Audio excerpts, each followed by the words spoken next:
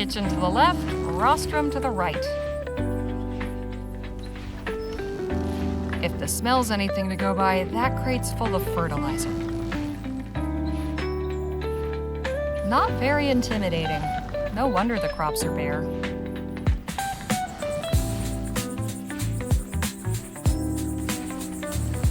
Certainly colorful.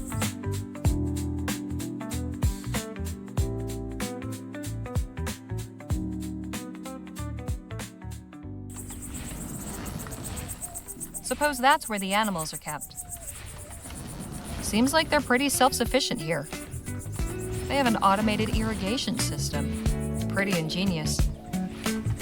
They have an automated irrigation system. Pretty ingenious.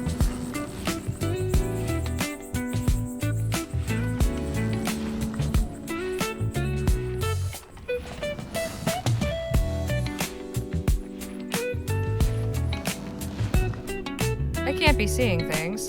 Danny and Nadine saw that strange haze too. There's nothing wrong with my eyes. There must be something wrong with the sky.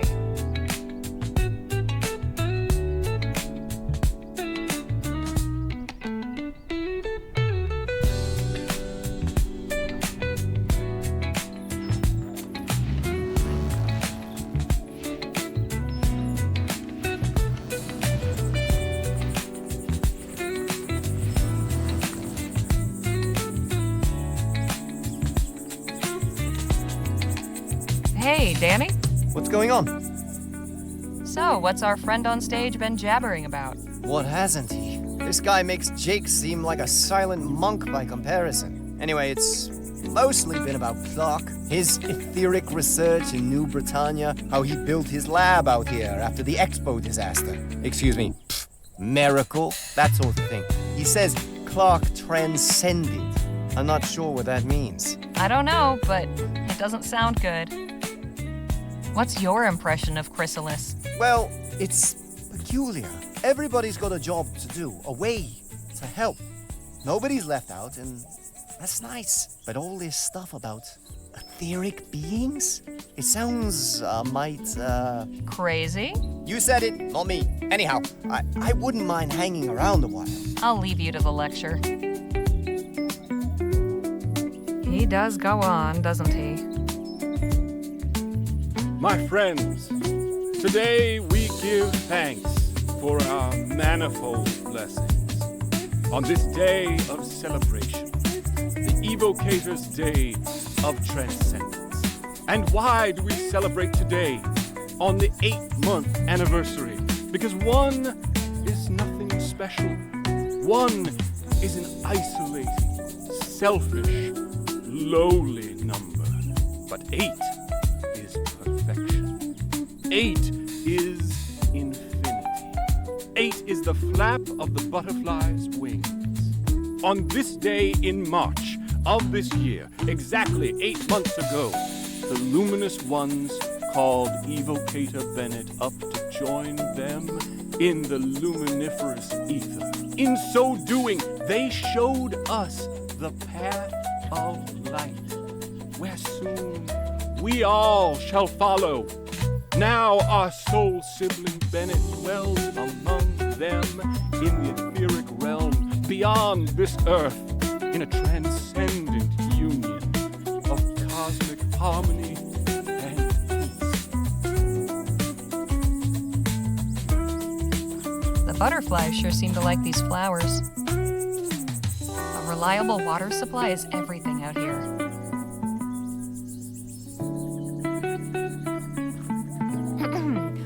I hope I'm not interrupting anything. Ah, Harley. Miss Larkin here was just telling me about this fascinating place. Hello and welcome. It's so nice to have visitors.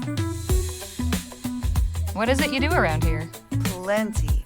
I help in the fields and in the kitchen, but my particular gift is keeping Chrysalis beautiful and its people inspired. All the murals and paintings you see around the commune are my work. And a fine job you've done. Why, thank you. I agree. You've really managed to liven up this desert with some color. Yes, that was my intent. I'm glad it comes across. How did you end up here in Chrysalis? Ethericity always fascinated me. I joined up with the Luminarians when they were passing through Rampton on their way west. We founded Chrysalis here, close to the Evocator's laboratory, and where the veil is parted. The Veil? The boundary between our world and the ether, the realm of the cosmos, home of the luminous ones. The barrier is very thin here. Can't you feel it? There's definitely something in the air. I've noticed you all sure are fond of butterflies. What better creature to symbolize transcendence? Like butterflies, we too will undergo a metamorphosis, pass through the veil into the ether, and join the luminous ones. Not only that, their wings have 8 sections, and they flap in a figure 8 pattern. Does that mean something? Evocator Bennett's sacred number, of course. Sacred number? What does that mean? The number 8 is very important. It appears constantly in the Evocator's writings, and Bennett himself was born on the 8th of August, 1788. That's quite a coincidence. Coincidence is mere illusion.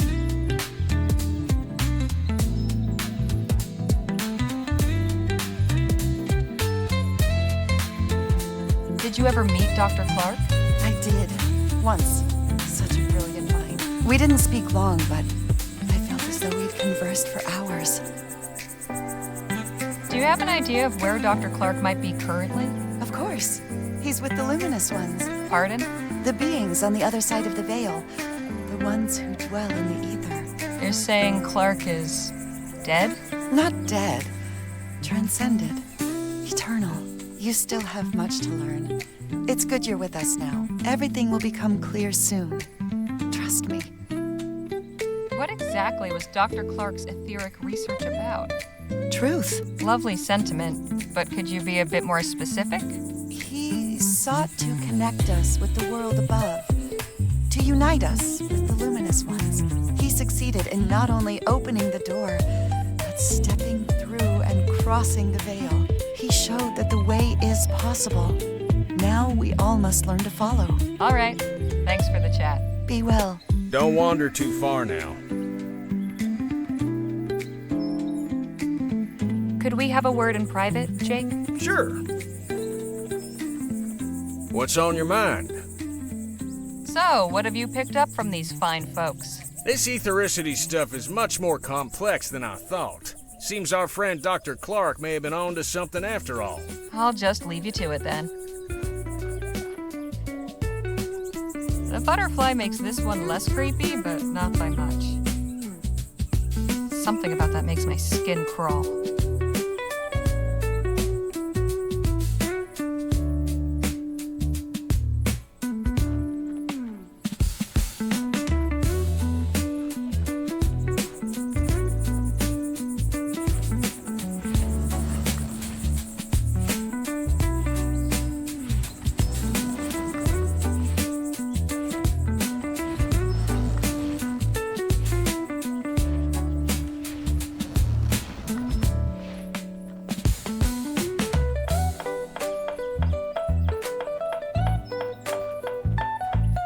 Nadine, could we have a word?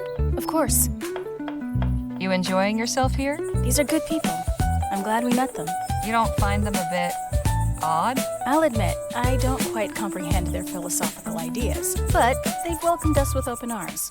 The least we can do is offer open minds. I'll leave you to your conversation. I think I saw this model in the latest Bulls Clearage Frontier catalog. Fancy. Excuse me? Hello. You must be one of Miss Redbird's companions. That's right. Harley Leger. My name's Evan Holbrook. Welcome to Chrysalis.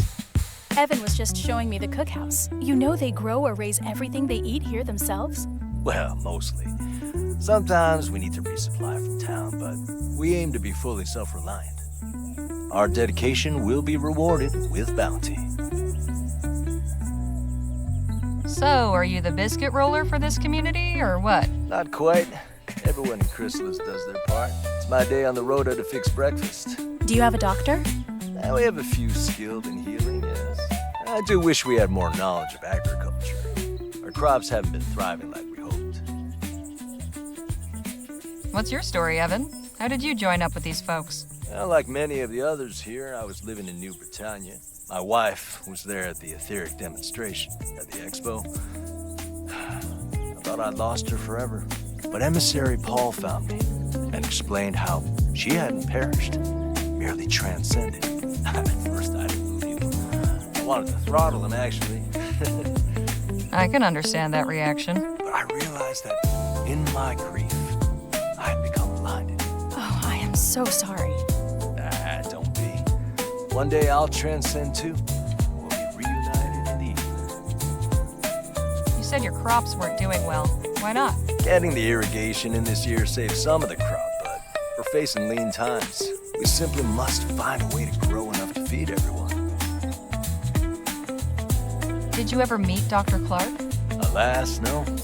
I hadn't really heard of him before the expo. I was looking at the wax anatomical models and the medical models. But my wife said they turned her stomach, so she went to see the etheric pavilion instead. I don't think she really knew who Bennett Clark was either. It was just something to pass the time. If only either of us knew what significant thing was about to happen. The disaster that killed all those folk? Please. That's what the ignorant and unenlightened call it. Emissary Paul helped me to understand. Evocator Bennett showed the world the transcendence phenomenon. It wasn't a disaster. It was a miracle. I only regret that I wasn't there, so I could have gone along with her. Do you know where Dr. Clark disappeared to? Evocator Bennett didn't disappear. He transcended. Again, you use this word. What do you mean by it? He passed through the etheric gateway and joined with the luminous ones in the cosmos. Oh. Exactly what was Dr. Clark researching? Ethericity, of course. Of course, but what about it? Energy sources? Industrial applications? What? Miss Leger, I couldn't begin to tell you.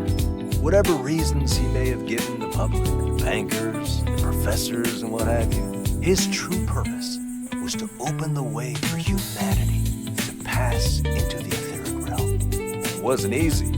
He spent 2 years in that laboratory before transcending. Soon the day will come when we all can follow him. It was good talking to you. I'll leave you both to it. Goodbye for now. See you later, Harley. This isn't much use with a wheel missing. Handle still looks good, at least.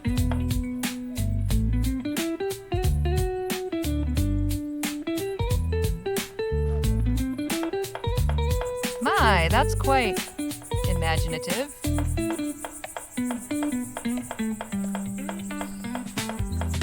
Well, well, if it isn't my old friend. The Defiler returns. Hey now, don't get your britches in a twist. You're a guest of Emissary Paul, so I'm obliged to welcome you. But if you continue casting your shadows of discord over all that is bright here, there will be consequences.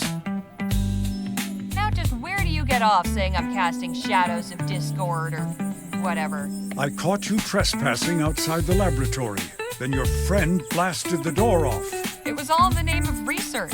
I'm just as interested in all this as you. You've a peculiar way of showing it. What's so special about this place that they've got you standing guard? This building houses our collection of artifacts salvaged from Dr. Clark's laboratory. Oh, so you're the ones who looted the place. We did not loot it. We saved important items from obscurity and decay. Think I might take a quick peek? Absolutely not. Outsiders are forbidden.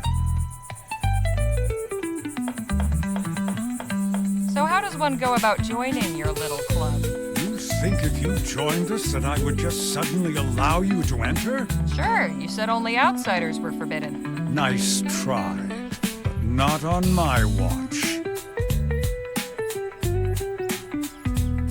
What if I brought you a new artifact for your collection? Then I would be very surprised. We've already retrieved everything of value from the laboratory. Even from that locked room? That room is inaccessible. Do not even consider attempting to breach it. So what brought you to Chrysalis? My personal business is none of yours. Touchy. Did you ever have a chance to meet Dr. Clark? No. Nor did I desire to. No? Ethericity is not a power to be trifled with.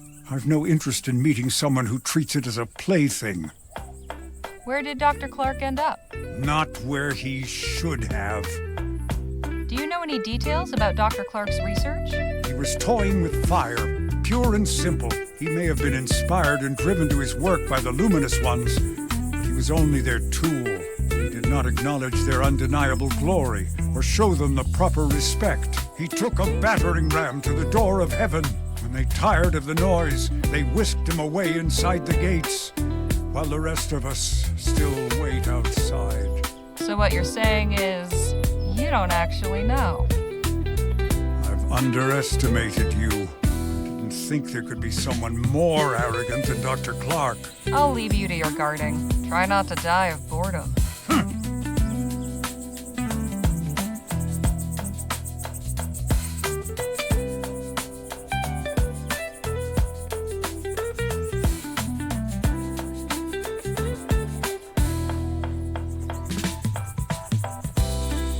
Quite the contraption.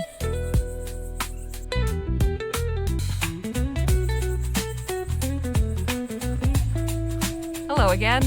Miss Leger? Your friend over there refuses to let me in to see Clark's artifacts. Yes. Samuel is quite a stickler for the rules. Sometimes I think he lets his duties as the emissary's assistant get to his head. It was good talking to you. I'll leave you both to it. Goodbye for now. See you later, Harley. Full of grain, by the look of it.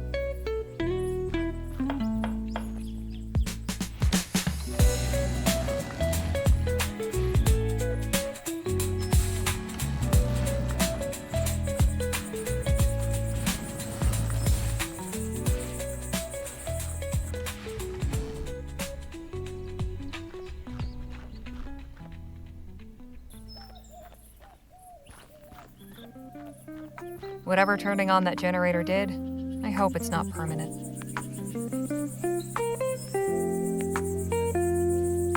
All right then.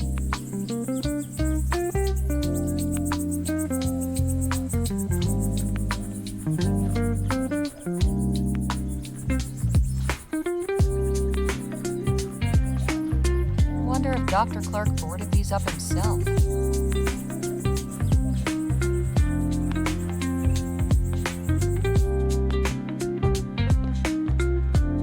Hey, Phil, you in here? Had enough of those luminous lunatics too, did you? I don't know. They seem okay. Just a bit odd. More than a bit, if you ask me. Anyway, now that the power is restored, we can see about getting inside that locked room. I can't really see through the porthole, but it looks dense in there. No handle. Must be some other way to open it. I can't see through. The window is too grimy. At least Clark did his testing on mannequins, not people. As far as we know.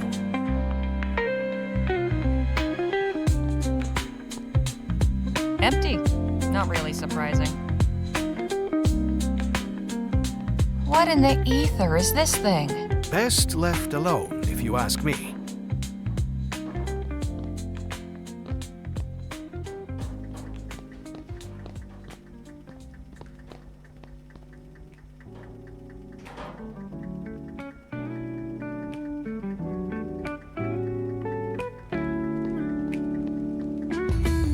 Looks like a toolbox.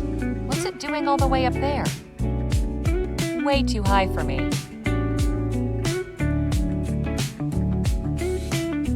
That's not going to help me reach the box.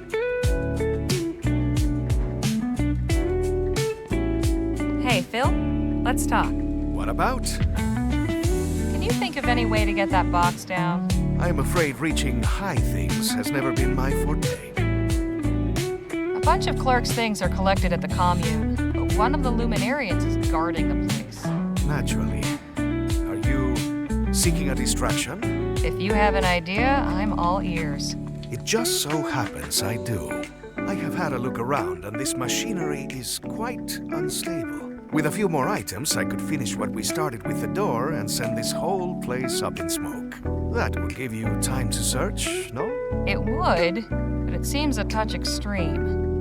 What would you need exactly? Well, mainly fertilizer and flammable liquid for accelerant. I can construct a detonator out of scrap I found, but I will need something to serve as the plunger to set it off. Well, I'll consider it. Could you remind me what it is you need for your distraction? Some fertilizer, some flammable liquid, something I can use as my detonator's plunger. Got it. Right, carry on.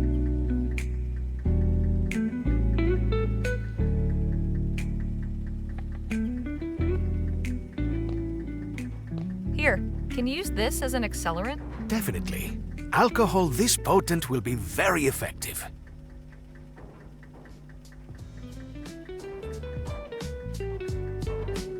I do not understand why a man would want to keep something that almost killed him. Seems to be working now. I can't begin to fathom what these contraptions are for. Nothing of use to us. Just a bunch of useless books.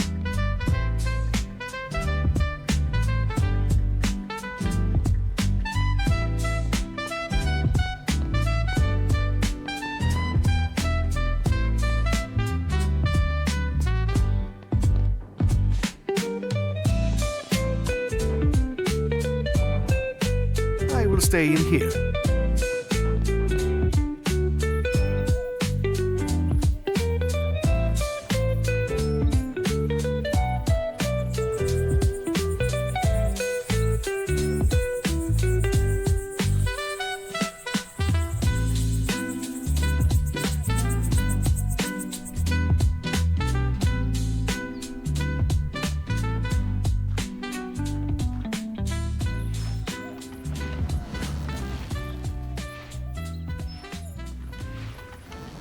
If the smell's anything to go by, that crate's full of fertilizer. This had better work, Phil.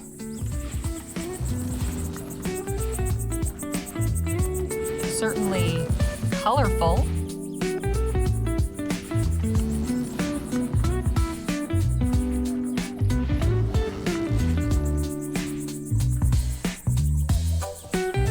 Full of grain by the look of it. Quite the contraption.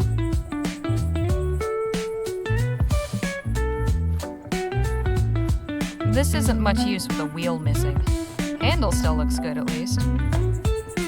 Nadine, did we have a word? Of course. Any ideas as to how to get that fellow over there away from his post? Be confident? Afraid this situation's a bit more complicated than that. Still good advice, though. I'll leave you to your conversation. They're busy.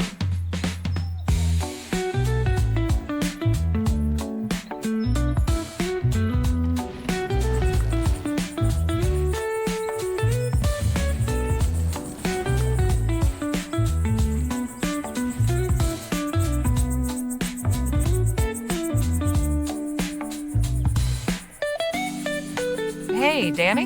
What's going on? I was wondering if you might help me out with something. What? There's a toolbox inside Clark's lab that's out of reach, and I've had no luck getting it down. Think you might put your pistols to the task? I can see that. Yeah. You want to go right now? Perhaps not this very instant. No problem. Just ask me again when you're ready. I'll leave you to the lecture. The butterflies sure seem to like these flowers. Could we have a word in private, Jake? Sure.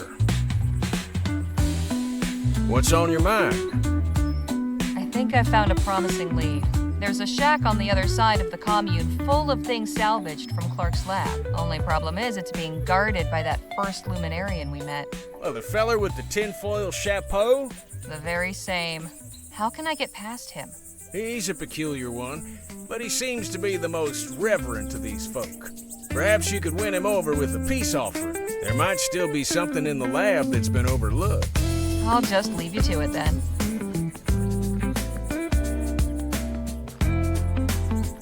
Begging your pardon.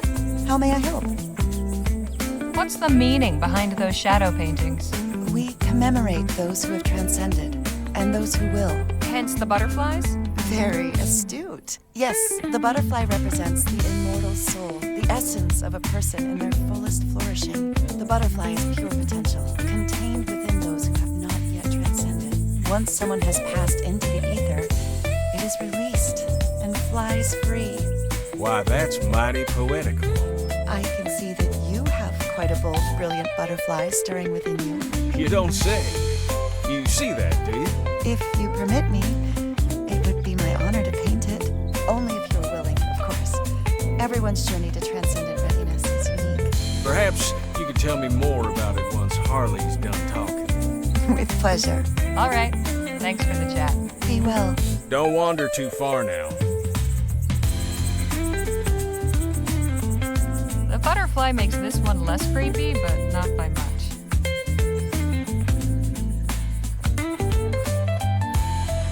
Hey, Danny? What's going on?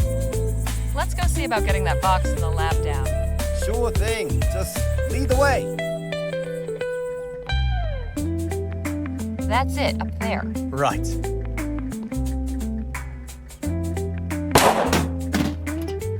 Nice shot. Thanks, Harley. Happy to help. So, what's inside that box that's so important anyway? Guess we all get to find out together. Ah, so you got the box.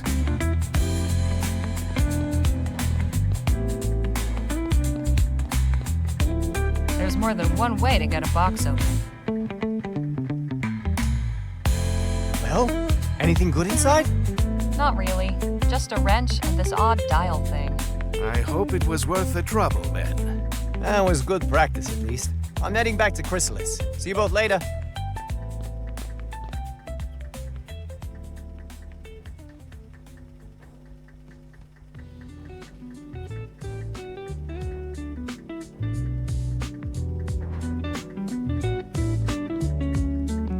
Hey, Phil?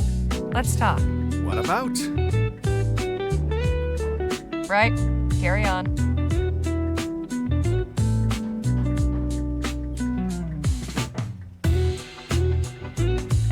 Yep, that's fertilizer, all right. Here's some fertilizer for you. Ah, excellent. Thank you.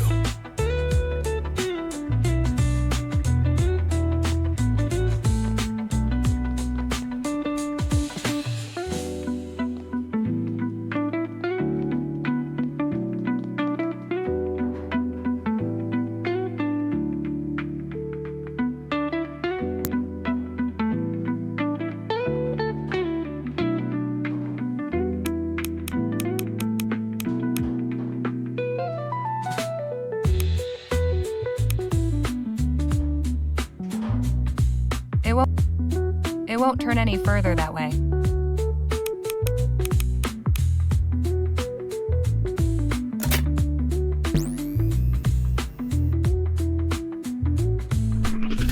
Phil, you might wanna...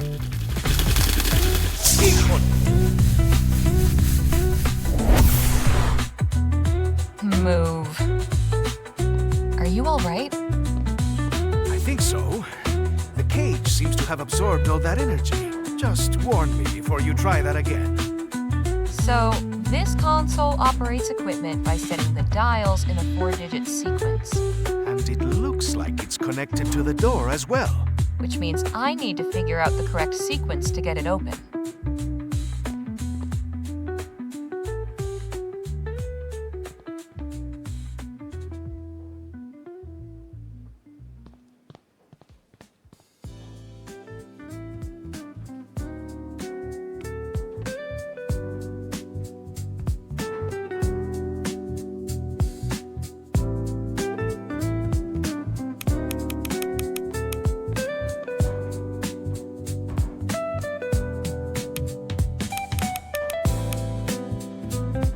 It won't turn it.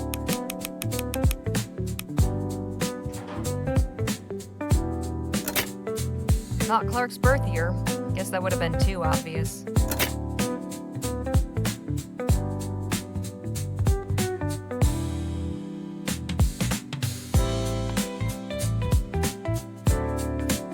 I guess this measures etheric pressure, whatever that means.